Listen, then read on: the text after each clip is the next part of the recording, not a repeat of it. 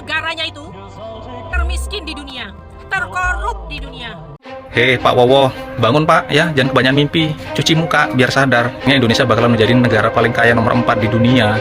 45 kita ekonomi keempat terbesar di dunia, saudara-saudara. Kenapa nggak sekarang aja?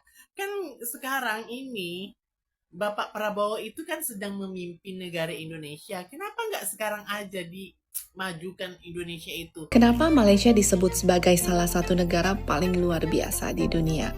I think it makes sense karena kita paling dekat. Nomor 2, kita juga paling affordable. Nomor 3. Ada kesan kepada ekonomi tempatan atau tidak? 90% telah dilaksanakan. Ada yang sudah pecah tanah, ada yang sudah buka kilang, ada yang sudah mula beroperasi.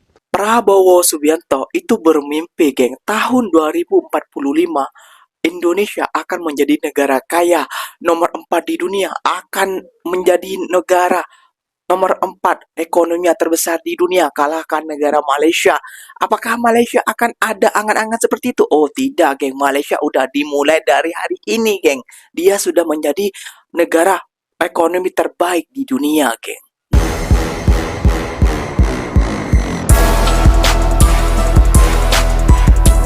Assalamualaikum warahmatullahi wabarakatuh, geng. Berjumpa lagi bersama saya Iki. Gimana kabar saudara-saudara, sahabat-sahabat saya? Semoga kabar kalian selalu baik-baik saja, dilindungi oleh Allah SWT, dijauhkan dari segala bala musibah dan diberi umur panjang. Amin ya rabbal alamin. Oke, geng, seperti biasanya di video kali ini Ikinya akan ngereksan beberapa video yang telah di-tag maupun yang telah terjumpa di TikTok. Dan di video kali ini Ikinya akan ngereksan sebuah video lagi-lagi Presiden Prabowo. Ini membuat ngakak, geng. Itu hari cakap Indonesia akan menjadi negara terkaya nomor 4 di dunia. Sekarang ekonomi, geng. Namun tahunnya sudah berbeda, geng. Dulu tahun 30, tahun 2030, sekarang tahun 2045, geng. Ekonomi Indonesia terbesar nomor 4 di dunia. Pak, kok berpindah-pindah ini, Pak? Yang darinya 30 menjadi 40. Jadi 45. Kenapa berpindah-pindah seperti ini? Kenapa ini? Kok bisa terjadi seperti ini? Konsisten dong. Aduh, ya Allah ya Robbi. Gak usah berlama-lama, tentunya kalian sudah penasaran videonya seperti apa. Jom kita ngakak bersama. Namun sebelum simak, jangan lupa dulu dong, geng. Sokong jalan ini dengan cara apa? Subscribe, like, komen, and share-nya. Apa-apa benda silahkan komen di bawah. Janji jangan begaduh. Oke, kita simak dulu videonya. Let's go. Sedih nggak?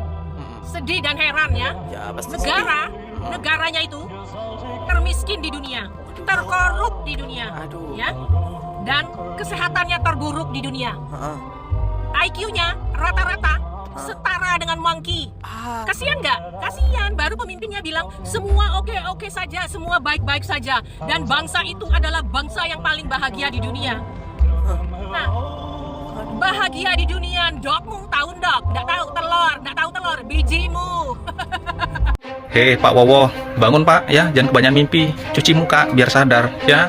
Indonesia emas batangan, emas karatan. Udah gitu bilangnya Indonesia bakalan menjadi negara paling kaya nomor 4 di dunia. Sekarang ini aja Indonesia tuh menjadi negara paling korup di Asia. 2045 justru malah menjadi negara paling korup di dunia, ya. Gak usah terlalu menghayal tinggi-tinggi lah Pak ya, terlalu fokus aja yang namanya itu mesejahterakan rakyat Indonesia. Kita gak usah terlalu berambisi Indonesia emas. Asal rakyatnya senang, pasti Indonesia itu sejahtera. Udah itu aja intinya ya, terlalu menghayal. Bangun ya Pak ya, cuci muka. 2045 kita ekonomi keempat terbesar di dunia, saudara-saudara. Semua negara melihat sebenarnya Indonesia tidak terbendung. Kita sudah algoritmenya sudah ada, hitungannya sudah ada. Kalau kita pandai dan kita cerdas, 2045 kita ekonomi keempat terbesar di dunia, saudara-saudara. Wah. Prabowo berkata 2045 ekonomi Indonesia terbesar keempat di dunia. Kenapa nggak sekarang aja? Kan sekarang ini Bapak Prabowo itu kan sedang memimpin negara Indonesia. Kenapa nggak sekarang aja dimajukan Indonesia itu sehingga menjadi ekonomi terbesar keempat di dunia? Kenapa nggak sekarang? Kenapa harus menunggu 2045? Bener juga ya. Siapa yang membagi mic ini untuk Bapak ini berpidato lain kali ya, lain kali jangan pernah bagi mic biar Bapak ini kalau berpidato tidak ngelantur. Katanya Indonesia itu adalah sumber daya alam terbesar di dunia. Kenapa ekonominya nggak besar sekarang aja? Kenapa harus menunggu tahun 2045? Betul juga. Mungkin sekarang bukan sumber daya alam terbesar di dunia, tapi sumber babu terbesar di dunia. Karena kan Indonesia ini adalah penghantar babu, jadi sekarang ini adalah sumber babu. Nih guys, DPR RI yang seharusnya mewakili rakyat malah menyuruh memerintahkan pemerintah semakin memeras pajak rakyat. Gila, kita bakalan diperas habis-habisan. Lihat nih, utang negara nyaris sentuh 10.000 triliun. DPR RI minta pajak rakyat digenjot demi selamatkan Indonesia. Gila, seharusnya orang-orang kaya, koruptor itu dirampas asetnya segala macam. Kenapa rakyat lagi yang dibebankan? Hah? Ada kemarin tuh, itu udah pemilih Presiden Prabowo aja yang dipalakin lagi. 100 orang kaya di Indonesia itu banyak banget, mending mereka aja yang dipalakin. Udah capek rakyat diperas, udah banyak di PHK segala macam, banyak beban tanggungan. Ditambah mau ini malah tambah chaos kayak gini nih jadinya. Kayak gini nih, pajak ntar bakalan naik sementara lapangan pekerjaan nggak ada, yang ada PHK di mana-mana. Rakyat lagi diperas-peras, aduh capek nggak sih jadi WNI guys? Hah? Wajar kan demo? Orang nih, kalian kalau ada yang belain pemerintah sumpah tolol banget dah. Ya Allah peningnya. Ya Allah peningnya. Aduh, peningnya betul lah. Peningnya. Peningnya, pengangguran Peningnya. Bener sekali Bang. Prabowo Subianto suruh bangun cuci muka dulu, jangan terus ngimpi kayak gitu ya kayaknya. Kenapa harus menunggu tahun 2045 untuk menjadi negara ekonomi terbesar ataupun menjadi negara kaya terempat di dunia? Kenapa nggak sekarang saja? Kayak gitu. Kenapa harus menunggu itu? Siapa yang mau ditunggu pemimpinnya yang tahun 45? Ada-ada saja ya geng ya. Aduh ya Allah ya Rabbi, lihat rakyat makin diperas, rakyat makin dianukan oleh kepemerintahan presiden kita kayak gitu ya geng ya. Hutang sudah mencapai 10 triliun, masih aja ngomong besar. Aduh, kacau ini geng, pemimpin kita geng. Aduh ya Allah ya Rabbi. Nah, kita beralih kepada ekonomi jiran kita, yaitu negara Malaysia. Apakah negara Malaysia harus menunggu tahun 2050? Oh, tentu tidak.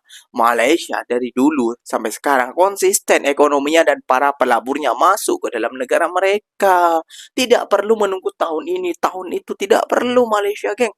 Karena Malaysia bekerja keras untuk membangkitkan ekonomi mereka. Jom kita simak dulu bersama-sama.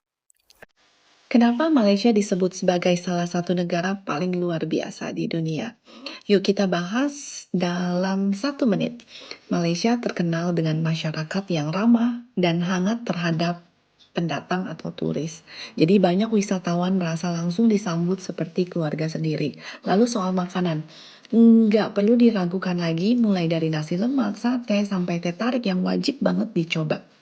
Malaysia juga dikenal sebagai negara yang menunjukkan solidaritas berbagai isu kemanusiaan dunia. Nilai kebersamaan dan toleransinya menurut aku cukup kuat. Dan juga buat Muslim travelers, Malaysia juga jadi destinasi yang sangat nyaman. Makanan halal gampang ditemukan di mana-mana, dan masjid-masjidnya juga sangat beautiful. Mulai dari Blue Mosque sampai masjid terapung di Terengganu yang memang menjadi ikonik. Kalau pencinta alam, Malaysia punya semuanya, dari Mount Kinabalu, pulau tropis sampai hutan hujan yang masih alami dan menakjubkan. Belum lagi night marketnya yang selalu ramai. Surga buat pencinta kuliner dan pemburu barang-barang murah. Dengan budaya yang beragam, mall modern dan juga city feel, kota metropolitan kayak di Kuala Lumpur. Jadi Malaysia memang benar-benar punya sesuatu untuk semua orang. Jadi, kapan mau tinggal di Malaysia? Wah, I think it makes sense karena kita paling bahasa dekat. lagi sih. Nomor 2 kita Malaysia juga paling beruntung. affordable. Nomor 3 gampang mau monitor investasinya sekalian libur gitu kan. Jadi enak nah. Dan nomor 4 kalau kita perhatikan performance rupiah versus ringgit in the last 20 to 30 tahun kan jelas ya. Properti Malaysia tuh naik harganya udah 5 kali lipat averagely. On top of Betul. that, rupiah itu udah slide more than 50% berkurang harganya tuh. So jadi maksudnya kalau siapa yang beli properti di Malaysia sebenarnya 30 tahun kemarin, dia udah buat untungnya udah lebih 10 kali lipat daripada segi kenaikan harga properti sekalian sama currency. Ini nggak termasuk dengan sewanya yang juga lumayan oke lah. Kalau di Malaysia tuh kalau beli properti yang benar bisa dapat 7 all the way to 10% tuh masih bisa. So, jadi untuk mereka yang ngerti kira is common sense sih, itu aja. Ramai orang bila dengar angka pelaburan dia akan tanya satu soalan. Ini betul-betul jadi ke atau atas kertas saja? Soalan itu adil. Sebab rakyat bukan hanya nak dengar berapa bilion pelaburan diluluskan. Rakyat nak tahu projeknya mana. Banyak tak kerja? Ada kesan kepada ekonomi tempatan atau tidak? Sebab itu, pelaksanaan sangat penting. Untuk projek perkilangan yang diluluskan dari 2021 hinggalah 2024, lebih 90% telah dilaksanakan. Ada yang sudah pecah tanah, ada yang sudah buka kilang, ada yang sudah mula beroperasi. Contohnya di Johor, Rian Lon Malaysia membangunkan pusat R&D dan pembuatan bernilai 1.27 bilion ringgit dalam sektor bahan kimia khusus. Di Kedah, Manicon Malaysia melancarkan kilang pintar bernilai 1 bilion ringgit untuk pembuatan peranti perubatan, khususnya kanta lekap.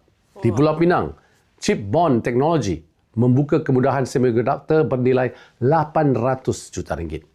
Ini antara contoh projek yang sudah mula bergerak dan pelaburan baharu yang diluluskan pula tidak tertumpu di 1-2 negeri sahaja. Ada Nexperia di Negeri Sembilan dalam sektor semiconductor. Ada Halo Laser di Selangor dalam teknologi wafer semiconductor untuk AI, EV dan tenaga. Ada Biocon di Johor, ini dalam sektor pharmaceutical. Ada Shenglong Aqua Technology di Perak dalam makanan aquakultur. Dan yang penting juga, ada Equinox Solar Farm di Kelantan. Projek tenaga solar bernilai 197.9 juta ringgit. Kelantan jarang disebut apabila kita bercakap tentang pelaburan besar. Tetapi, projek seperti ini menunjukkan pelaburan tidak semestinya hanya pergi ke negeri yang biasa kita dengar. Pelaburan boleh pergi ke Johor, pelaburan boleh pergi ke Kedah, ke Pulau Pinang, ke Negeri Sembilan, ke Selangor, ke Perak dan juga ke Kelantan. Inilah yang kita mahu. Pelaburan yang bukan hanya cantik dalam laporan, tetapi pelaburan yang masuk ke pelbagai negeri, membuka peluang kepada pekerja tempatan, pembekal tempatan dan ekonomi setempat. Sebab akhirnya, tugas kita bukan sekadar menarik pelaburan. Tugas yang lebih penting ialah memastikan pelaburan itu benar-benar dilaksanakan. Daripada kelulusan kepada projek. Daripada projek kepada pekerjaan. Daripada pekerjaan kepada peluang ekonomi untuk rakyat Malaysia. Ada orang kata, ini semua hanya potensi. Betul, pelaburan yang diluluskan memang bermula sebagai potensi. Tetapi kerja kita ialah memastikan potensi itu tidak terhenti di atas kertas. Dari potensi, kita jadikan realiti. Prabowo Subianto itu bermimpi, geng, tahun 2045 Indonesia akan menjadi negara kaya nomor 4 di dunia, akan menjadi negara nomor 4 ekonomi terbesar di dunia, kalahkan negara Malaysia. Apakah Malaysia akan ada angan-angan seperti itu? Oh tidak, geng. Malaysia udah dimulai dari hari ini, geng. Dia sudah menjadi negara ekonomi terbaik di dunia, geng. Nah, jadi gak perlu menunggu tahun-tahun demi tahun, geng ya. Tidak seperti negara kita. kayak itu menunggu tahun inilah tahun itulah. Kayak itu tidak perlu, geng. Malaysia tidak perlu karena Malaysia dari sekarang udah dimulai. Kayak itu loh. Mereka tidak perlu menunggu tahun 2030 lah, tahun 2035 lah, tahun 2060 tidak perlu karena mereka udah memulainya duluan, geng. Kayak itu. Mereka tidak perlu menunggu tahun ini, tahun itu. Apa ini? Apa tahun naga ke atau tahun cacing? Ataupun naga-naga menjadi cacing-cacing? Kan enggak juga, geng, kayak itu. Feng shui. Kan enggak kayak itu ya, geng ya. Itu kenapa harus Prabowo harus menunggu tahun 45? Nanti kalau sudah sampai ke presiden tahun 45, nanti tunggu tahun berapa? Tahun 60. Oh, pandai juga ya mengibuli rakyat. Oke, geng, mungkin videonya sampai di sini saja. Semoga video ini bermanfaat dan semoga kalian suka dengan video-video ini. Terima kasih banyak buat kalian yang telah like, comment, and share-nya. Apapun dia silahkan tulis di kolom komentar. Ikinya pamit undur diri dulu. Wassalamualaikum warahmatullahi wabarakatuh, geng. Berjumpa lagi tahu di mana di next video. Bye-bye.